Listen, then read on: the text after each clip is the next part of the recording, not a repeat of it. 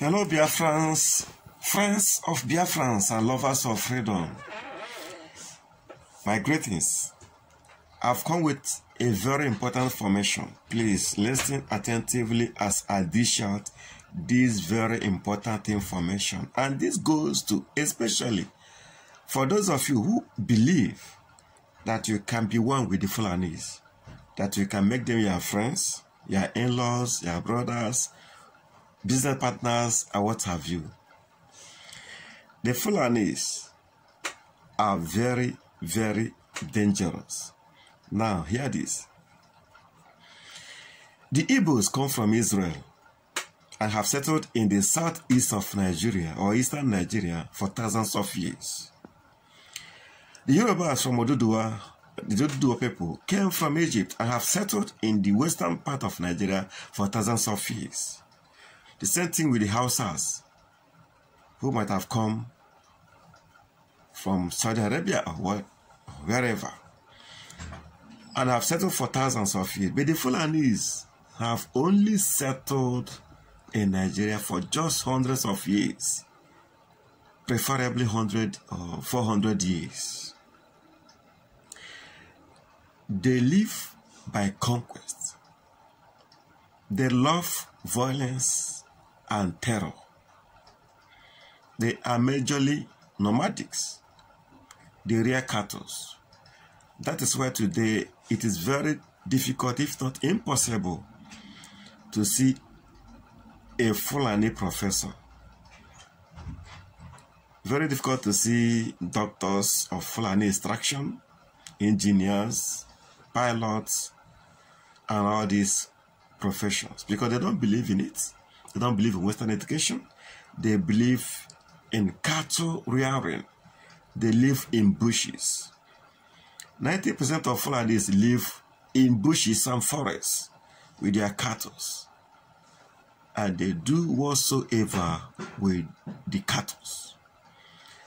Only about 10% of them live in cities. And these 10% are not really educated. They are half educated. They are half illiterate, semi-illiterate. They are not well educated to become doctors or lawyers. So you see them in the military. Their interest is only the military, because they know with the gun they can control every other person. And so far they have succeeded in doing that. I want to advise you, brothers and sisters, the Fulanis are not a tribe you can befriend to give them land, and some people are busy selling lands to them. If you give a Fulani man a parcel of land, this is what will happen. He will build a hut in that land. Not a house, but a hut. And he will live there with about 10 of his brothers, with four wives each, making it 40 wives. Because one man marries 4 wives, 4 by 10 is 40 wives. And these 40 wives gives at least 5 children each. Then times it 5 by 40, you get 200 children. These 200 children, there must be more male because of what they eat and drink. So let's give them 150 male. In the next 30 years, all these 150 men are married. They are married for 4 wives each.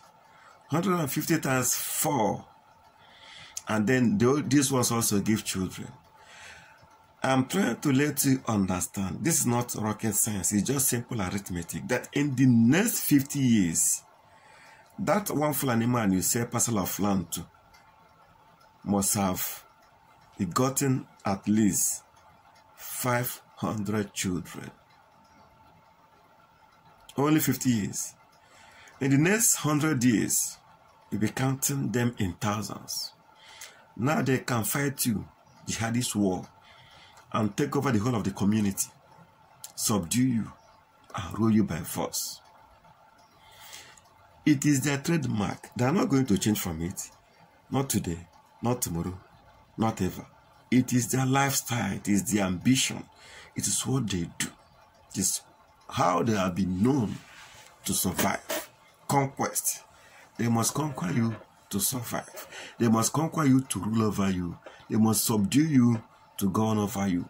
That they will kill you to become a people. This is their lifestyle.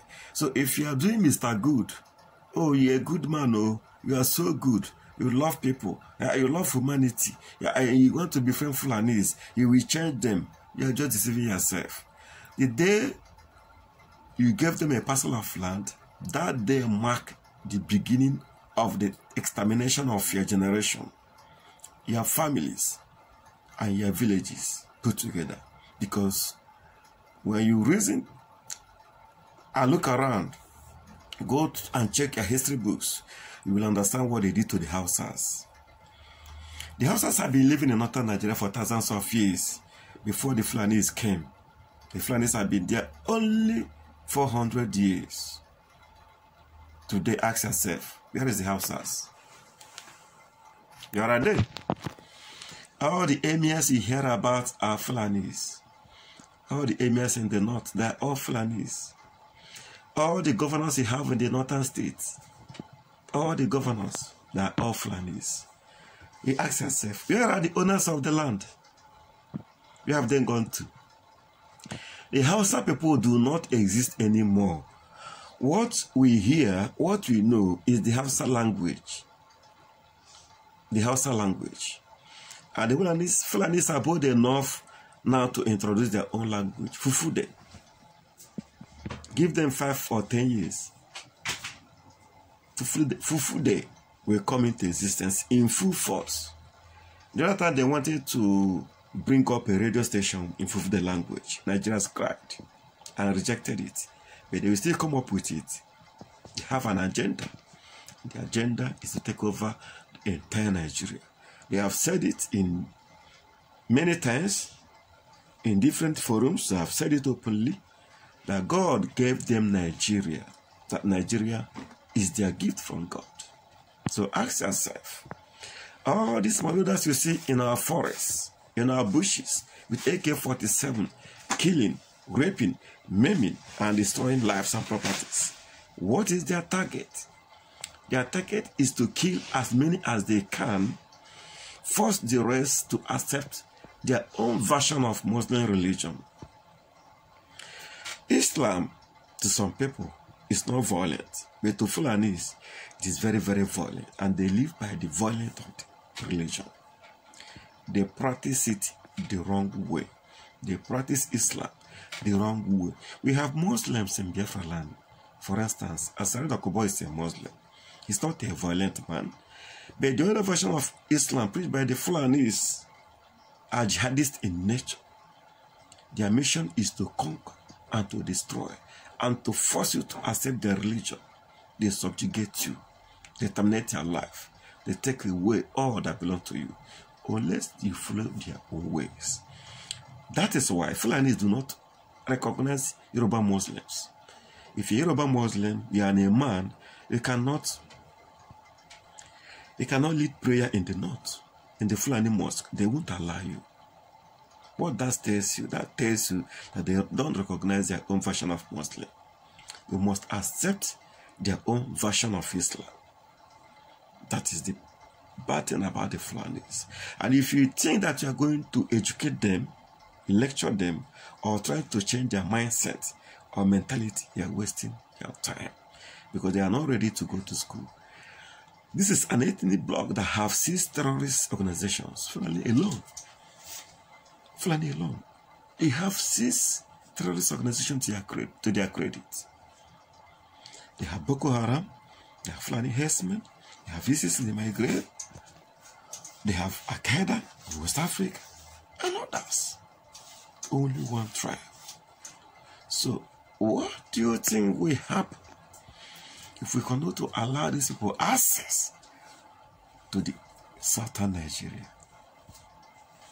The terror they have brought to Nigeria is so much that it is time that international community will come in to peacefully divide Nigeria, so that each ethnic bloc will go their separate ways.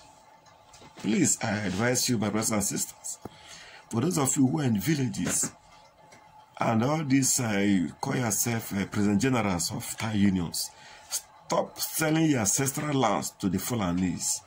Do not allow them to settle in your land, because doing so is putting an end to your generation. For those of you who listen to my advice, God will bless you. And for those of you who, because of the love of money, you continue to sell your lands and your ancestral lands to the Fulanis, your end will be miserable.